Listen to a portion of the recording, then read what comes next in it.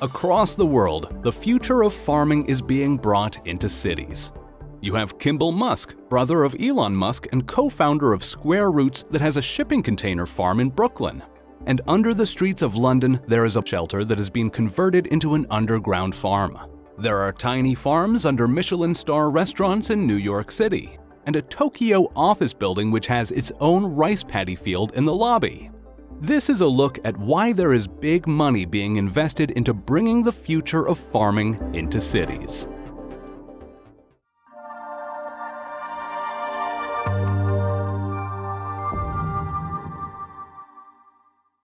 With sunlit open fields and fresh air, why would you want to bring farms into cities?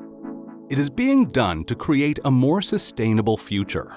Right now, there are 7.7 billion people on the planet. By the year 2050, this number is set to rise to 9 billion. And at the same time, climate change could lower crop production by 25%. Other big reasons for farming being moved into cities include there is just not enough fertile farmland that can be used to feed everyone. This is why you see rainforests and jungles being cleared, and fertile land is also being lost to climate change. Another reason is that it is much more efficient to grow leafy vegetables in vertical farms. You can grow a lot more with less space and less resources than a traditional farm. The UN estimates that 20 to 40% of crops that are grown are destroyed by pests. So growing in a closed environment without soil means no pests and no pesticides are needed. This also means that you get healthier and more nutritious food, and you don't lose nutritious value when the food is being transported, since you can now get your vegetables from farm to table in hours, also reducing the need for energy when shipping. The first city farming company that we will look at is called AeroFarms. They are a vertical farming company that have a number of farms in New Jersey, and they'll be taking to the skies soon as they supply Singapore Airlines with their new farm-to-plane concept. AeroFarms have been built in former warehouses, paintball centers, nightclubs, and steel mills. The money coming in to fuel this growth has come from the likes of Inca Group, which is the parent company of IKEA, giving AeroFarms a valuation of $500 million, allowing them to bring in an estimated $50 million in revenue annually. Like other vertical farms, AeroFarms is able to grow crops a lot faster and more efficiently than traditional farms. AeroFarms is able to go from seed to harvest in 15 days. That's half the time it takes a traditional field-based farm, which takes 30 to 45 days. And because of the closed environment and the vertical stacking of the farms, they can grow more than 390 times more crops per square foot than traditional farms. This is all achieved by using aeroponics, when you mist water, nutrients, and oxygen onto the roots, versus hydroponics, where the roots hang down into the water. Misting the roots allows for more efficient oxygenation, and the plants use 95% less water than traditional farms and 40% less than hydroponics. The leafy greens that AeroFarms grow, such as kale and baby watercress, are grown with the help of artificial intelligence and constant monitoring of data points by plant scientists who work at the farm. All of the technology that goes into a vertical city farm is what makes them so efficient, and the use of this technology is made possible because vertical farms have closed environments, meaning you can control every aspect of the climate inside the farm, from the temperature, humidity, lighting, and nutrients. Another reason you can grow more crops in a vertical farm is because you need much less time in between harvesting to prepare the next set of crops. On a normal farm, you need tractors to recultivate the land, wait for it to dry, fertilize it, and then replant, which could take a week. In a vertical farm, you can harvest the crops and you're ready to plant again. And computers are used to control the conditions in a vertical farm. They're able to provide the optimal conditions for each type of plant.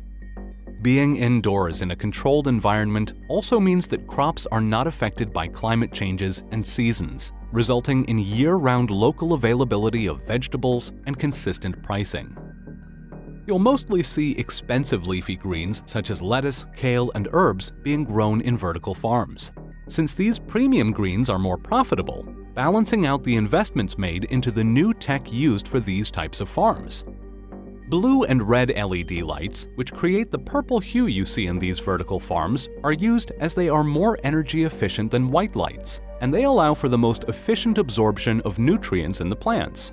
These lights are used to create specific light recipes for each type of plant. They're programmed to give the exact intensity, frequency, and spectrum suited for growing each plant as efficiently as possible. You can even adjust the lighting to control the color of the plants, the shape, texture, size, and you can even change the flavor. Another benefit of these automated programmable vertical farms is the low number of people needed to make them work. A problem facing many countries right now is a labor shortage for harvesting crops. Standards of living have been rising, so farm work is not as attractive as it used to be, since it is highly repetitive, manual hard work. So vertical farming is helping combat this shortage of labor. And the high-tech nature of it, and them being in cities, is bringing a younger generation into agriculture. 100 feet under the busy streets of London, a vertical farm produces 2 tons of food a month. Growing underground grows fresh greens that go from farm to fork in under 4 hours. The World War II shelter was built to house 8,000 people, but is now using hydroponics to grow leafy greens such as pea shoots, mustard leaves, broccoli shoots, and spicy purple radish, all unaffected by the weather and seasonal changes above ground, selling to grocery chains and restaurants all year round. Back in the United States, you have a company called Square Roots. They build vertical farms in shipping containers and have locations in Brooklyn and Grand Rapids, Michigan. Each container has 250 growing towers, which is the same as 2 acres of farmland. And each container is able to produce 50 pounds of leafy greens per week. Elon Musk's brother, Kimball Musk, is a co-founder of Square Roots. Kimball holds board seats on SpaceX and Tesla, and says that while the technology being developed at Square Roots is being used to bring nutritious food to people in the cities, one day it will be used to feed astronauts on Mars. Along with all these vertical farms making their way into cities, you also have the Open Agriculture Initiative.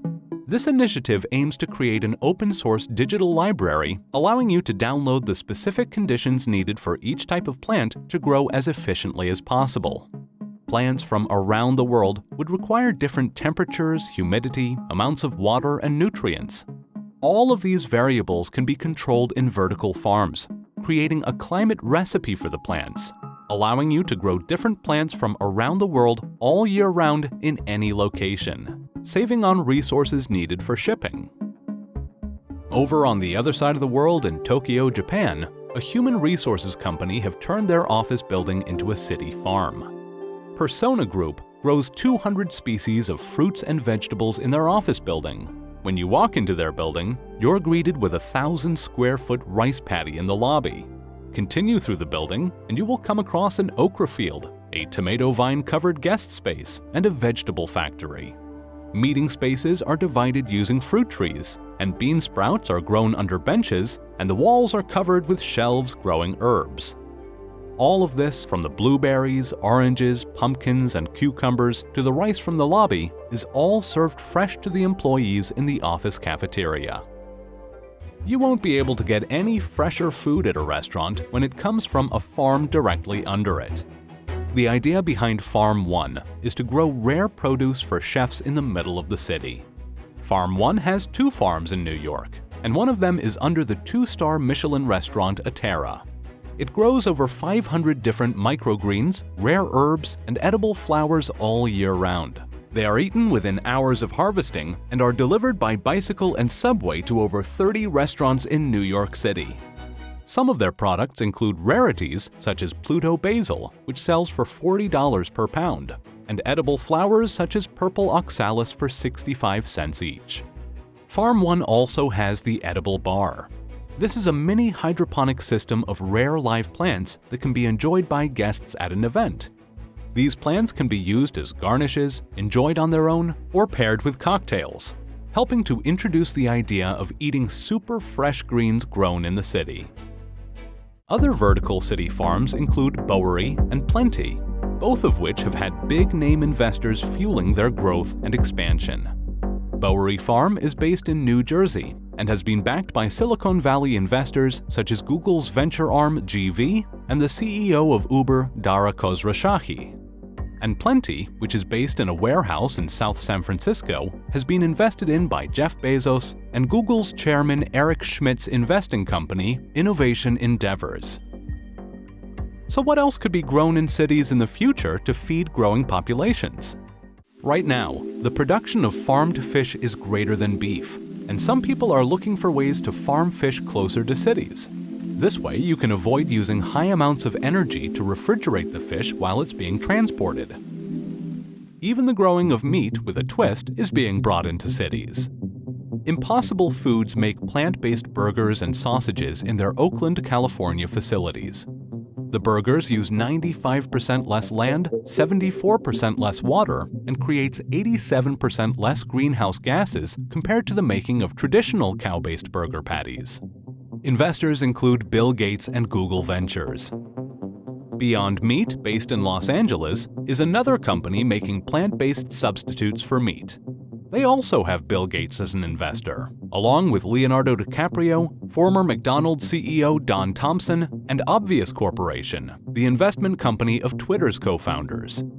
Beyond Meat is even listed on the New York Stock Exchange, adding to the rising number of companies growing and farming food in cities. On the next episode of Venture City, we take a look at Elon Musk's vision for the city of the future. Hit the subscribe button to not miss a video.